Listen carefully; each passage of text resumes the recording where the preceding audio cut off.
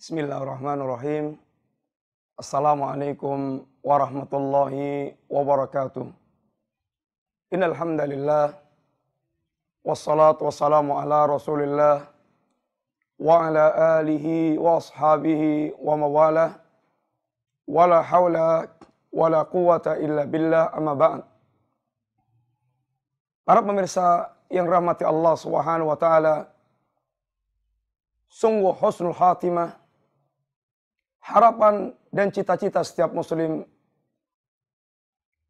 dan perkara yang sangat dirindukan setiap kita, bagaimana kita bisa kembali dalam keadaan seperti yang dikatakan Nabi yang mulia sallallahu alaihi wasallam, man ahabballah, man ahabba liqa Allah, ahabba Allah liqa'ah, wa man kariha liqa Allah, kariha liqa'ah. Barang siapa yang dia suka bertemu dengan Allah Subhanahu wa taala, Allah akan cinta pula bertemu dengan dia. Dan barang siapa yang dia benci bertemu dengan Allah, maka Allah pun akan benci pula bertemu dengan dia. Saat sakaratul maut dan dia dalam keadaan senang bertemu dengan Allah Subhanahu wa taala, perkara yang diidam-idamkan setiap muslim. Sungguh, bagaimana setiap kita mengkhawatirkan saat-saat kita kembali kepada Allah Subhanahu wa taala. Terlebih ketika orang-orang saleh dia merenungkan hadis Nabi sallallahu alaihi wasallam, "Inna ahadakum la ya'malu bi amali ahli jannah hatta ma yakunu bainahu wa bainaha illa dhira' fayusbiku 'alil kitab fayamalu bi amali ahli nar fayadkhuluha." Sungguh ada di antara kalian yang beramal amalannya ahlul jannah hingga jarak antara dia dengan jannah tinggal sejengkal. Jarak yang sangat dekat. Kemudian ternyata kitab takdir telah mendahulunya. Lalu orang ini beramal dengan amalnya ahlun nar, dan dia kematiannya ditutup dengan amalan ahlun nar. Lalu dia pun masuk ke dalam neraka. Sungguh keadaan yang sangat ditakutkan setiap orang yang mereka berharap kecintaan Allah dan kenikmatan yang Allah sediakan.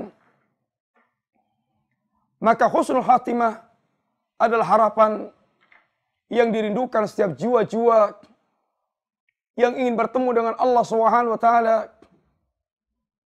Dan telah kita sampaikan di antara kiat apa yang harus kita wujudkan dalam menyongsong husnul khatimah.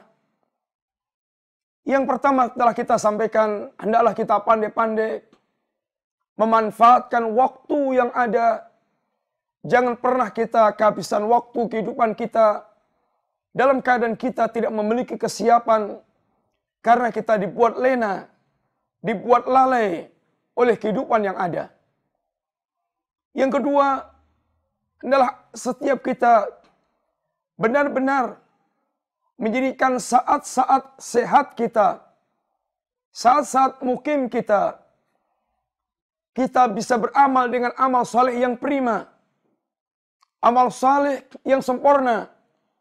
Maka apabila keadaan sehat kita dan keadaan safar kita, dalam keadaan mukim kita, ketika kita sehat dan tidak bepergian, kita beramal dengan amal saleh yang maksimal, Allah Subhanahu wa taala akan catat ketika kita mukim dan safar dengan pahala ketika kita sehat dan dalam keadaan tidak bersafar. Demikian pula bagaimana setiap kita hendaknya banyak mengingat al-maut. Sebuah perkara yang akan banyak mengantarkan seorang dia benar-benar mempersiapkan apa yang harus dia bawa untuk menghadapi al-maut. Para pemirsa yang dirahmati oleh Allah Subhanahu wa taala, Dari antara pula, hendaklah setiap kita benar-benar menghindarkan diri dari tulul amal, dari berpanjang angan-angan. Maka sungguh panjang angan-angan tentang kehidupan dunia telah mengantarkan banyak orang dia tenggelam dalam kelalaian. Allah Subhanahu wa taala bagaimana mensifatkan tentang gaya hidup orang-orang kafir yang tidak mengenal Allah dan tidak mengenal kampung akhirat. Dharhum ya'kulu wa yatamatta'u wa yulhihimul amal fasawfa ya'lamun. Biarkan mereka. Biarkan mereka makan sepuasnya, tanpa mengetahui halal dan haram, tanpa tahu batas-batas halal dan haram. Biarkan mereka bersenang-senang semaunya, dan biarkan mereka berangan-angan, melambung setinggi-tingginya tentang dunia. Wasaufa ya'lamun, maka sungguh mereka akan mengetahui akibat akhir tentang semua perbuatan yang mereka lakukan tersebut. Sungguh tulul amal adalah gaya hidup orang-orang kafir. Adalah gaya hidup orang-orang yang mereka tidak mengenal Allah dan tidak mengenal kampung akhirat. Para pemirsa yang rahmati Allah Subhanahu wa taala, Ali bin Abi Thalib, beliau di antaranya dibawakan riwayat dari Ali bin Abi Thalib yang merupakan nasihat untuk kita semuanya. Apa yang beliau katakan di antaranya? Inna akhwafa ma akhafu alaikum tulul amal wattiba'ul hawa. Sungguh yang paling aku khawatirkan menimpa kalian adalah tulul amal wattiba'ul hawa. Fa amma tulul amal, adapun tulul amal, fayansal akhirah, akan membuat manusia itu lupa tentang akhirat. Karena panjangnya angan-angan dia tentang kehidupan dunia. Wattiba'ul hawa wa amma tiba'ul hawa, adapun ittiba'ul hawa, fayasuddu anil haq, akan menghalangi seorang dari kebenaran. Orang apabila telah tenggelam dalam ittiba'ul hawa, sehingga dia punya target-target tertentu dari kehidupan yang dia hadapi sekarang ini, target menjadi pemimpin, target menjadi pejabat, target untuk menikmati segala macam apa yang dia syahwatkan tentang dunia ini. Orang seperti ini biasanya susah untuk dinasihati. Dan dia tidak akan peduli dengan kebenaran yang sampai kepada dia. Karena dia adalah sedang mengejar keinginan hawa nafsunya. Karena dia ingin, kata orang Jawa, nuruti nafsu. Sehingga apapun yang dikatakan orang, apapun yang dinasihatkan orang, apapun yang diingatkan orang, maka dia seakan-akan orang yang tuli. Seakan-akan orang yang tidak mendengar nasihat orang. Dia hanya lurus-lurus saja tentang syahwat yang dia inginkan. Nekat. Adapun orang yang tulul amal, dia berpanjang angan-angan tentang kehidupan dunia. Ini yang sering sekali menghalangi dari akhirat. Dia punya target-target. Setahun ke depan saya harus punya ini. 5 tahun ke depan saya harus punya ini. 10 tahun ke depan saya harus jadi ini. Target-target ini semuanya berkaitan dengan dunia. Lupa dia akan mati. Rasulullah SAW menggambarkan antara angan-angan manusia dengan ajal yang dia miliki. Maka angan-angannya itu lebih panjang dibandingkan dengan ajal yang datang. Yang biasa terjadi angan-angannya itu masih 1 kilo ibaratnya, ternyata baru setengah kilo ajalnya telah menjemput dia. Sehingga dia lupa untuk mempersiapkan apa yang harus dia lakukan dalam menjemput ajal tersebut. Para pemirsa yang dirahmati oleh Allah Subhanahu wa taala, maka kemudian Ali bin Abi Thalib mengatakan kalimat yang sangat terkenal, irtahalatid dunya mutbiratan wartahalatil akhirah muqbilatan wa kullu minhuma banun fakunu min abna'il akhirah wa la takunu min abna'id dunya. Sesungguhnya dunia berjalan meninggalkan kita dan akhirat berjalan menyambut kita. Sehingga sekencang apapun Anda mengejar dunia, Anda kehabisan nafas, jantung Anda berhenti, dunia akan berjalan terus. Dan selari kencang apapun Anda menghindar dari akhirat, dipanggil salat tidak salat, disuruh zakat tidak zakat, diperintahkan taat tidak taat, dia malah tenggelam dalam maksiat. Bagaimanapun dia lari dari akhirat, maka sungguh akhirat datang menjemput dia dengan datangnya al-maut. Keduanya ini, kata Ali bin Abi Thalib, memiliki penggemar. Memiliki, para penggemar. Kata Ali, jadilah Anda penggemar akhirat, jangan menjadi penggemar dunia. Karena orang yang mereka menjadi penggemar akhirat, dia akan menjadikan dunia itu arena berpacu untuk mendapatkan kampung akhirat.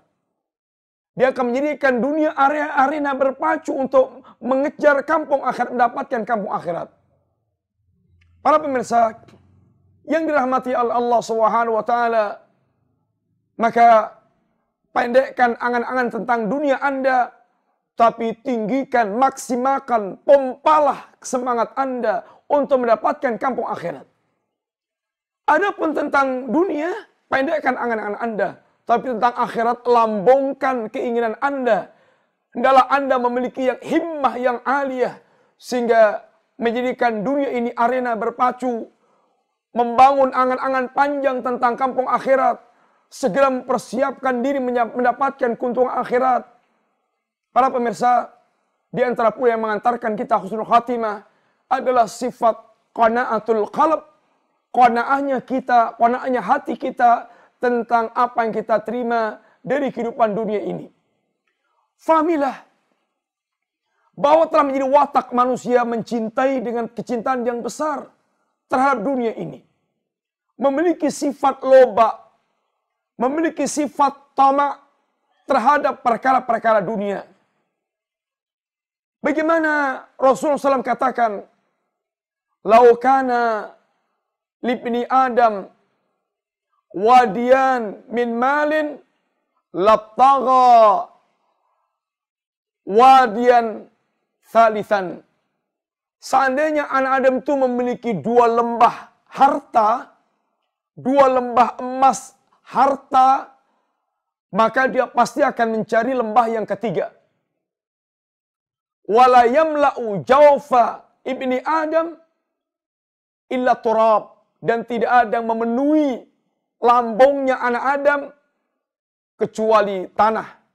Artinya tidak akan berhenti angan-angan dia tentang dunia itu kecuali dia telah dikubur di kuburan. Dan Rasulullah pun ingatkan, telah menjadi watak orang yang tidak mengenal Allah dan kampung akhirat. Bertambah umurnya itu bukan bertambah kendor dunianya.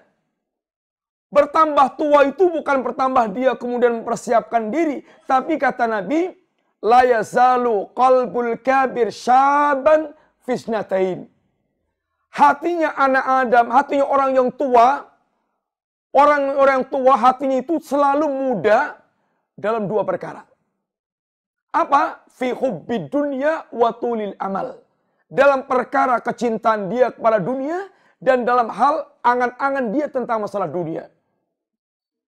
Ini tentu keadaan orang yang mereka tidak mengenal Allah atau lalai dari Allah dan lalai dari kampung akhirat. Sehingga qanaatul qalb, qanaahnya hati, ini perkara akan mengerem itu semuanya. Tentang dunia, Nabi kita memberikan konsep kehidupan yang Masya Allah. Bagaimana kata Nabi kita yang mulia sallallahu alaihi wasallam? Nabi kita mengatakan, man amina fi sirbih, man asbaha aminan fi sirbih, wa mu'afan fi jasadih, wa indahu qutu yaumih ka'annahu hizat lahu dunya. Barang siapa yang dia di pagi harinya dia lewati dalam keadaan aman, dia tidak terancam, dia tidak berada dalam ancaman, jasadnya sehat, dia memiliki cadangan makanan pada hari itu. Orang seperti ini kata Nabi, seakan-akan dunia dan seisinya telah dikumpulkan untuk dia. Karena yang dikejar-kejar manusia itu memang ini. Aman, sehat, kemudian punya makanan. Biar aman, sehat, bisa makan. Ini yang dicari manusia. Tidak ada gunanya Anda sehat, Masya Allah, kaya raya, tapi Anda tidak aman dalam hidup Anda. Oh, semua kekayaan Anda, sehat Anda itu seakan gak berguna. Anda Masya Allah aman. Anda Masya Allah dalam keadaan yaitu jasad Anda sehat. Anda aman, jasad Anda sehat, tapi Anda gak bisa makan. Gak ada yang bisa dimakan. Oh, gelap dunia juga. Anda aman. Anda ada cadangan makanan yang banyak, Masya Allah, bisa mendatangkan makanan dari manapun, jenis apapun, sebanyak apapun. Tapi Anda nggak sehat, semua nggak bisa masuk ke tubuh Anda. Oh, nggak ada gunanya pula. Maka orang yang mereka aman, sehat, kemudian dia ada cadangan makanan, dia seakan-akan dunia telah dikumpulkan untuknya. Demikian pula kata Nabi, qad aflaha, betul-betul bahagia, betul-betul beruntung dan bahagia. Siapa? Man aslama warusika kafafan wa qannahu Allahu fima atah. Orang yang mereka yaitu muslim, syaratnya muslim. Kalau tidak muslim, maka tidak beruntung dia. Warusika kafafan, dia diberikan rezeki oleh Allah cukup. Tidak perlu berlebih, dia cukup. Serba cukup Allah berikan pada dia. Kemudian wa qannahu Allahu fima atah, ini yang penting, hati dia qanaah dengan pemberian Allah Subhanahu wa taala. Nabi kita katakan, jadilah Anda orang yang itu ridha warda bima qasamallah takun aghnan nas. Jadilah Anda orang yang ridha dengan pemberian Allah, Anda akan menjadi orang yang paling kaya. Sehingga dikatakan al-qanaatu kanzun la yafnah. Qanaah itu adalah gudang yang tidak pernah habis. Maka seandainya orang qanaah dalam kehidupannya, dia tidak akan rakus dengan kehidupan dunia, ini yang akan sangat banyak mengantarkan ke kampung akhirat. Dia akan banyak mengantarkan bisa husnul khatimah. Beda dengan orang mereka rakus dengan kehidupan dunia, dibuat lalai, dan kemudian dia lupa mempersiapkan diri ke kampung akhirat. Maka mudah-mudahan Allah Subhanahu wa taala memberikan kepada kita qanaatul qalb, memberikan kepada kita pendek angan-angan berkaitan dengan dunia, yang ini akan menjadikan Anda diantarkan kepada kehidupan akhir yang husnul khatimah. Billahi taufiq wal hidayah. Wa sallallahu ala nabiyyina Muhammadin wa ala alihi wa sahbihi wa sallam. Assalamualaikum warahmatullahi wabarakatuh.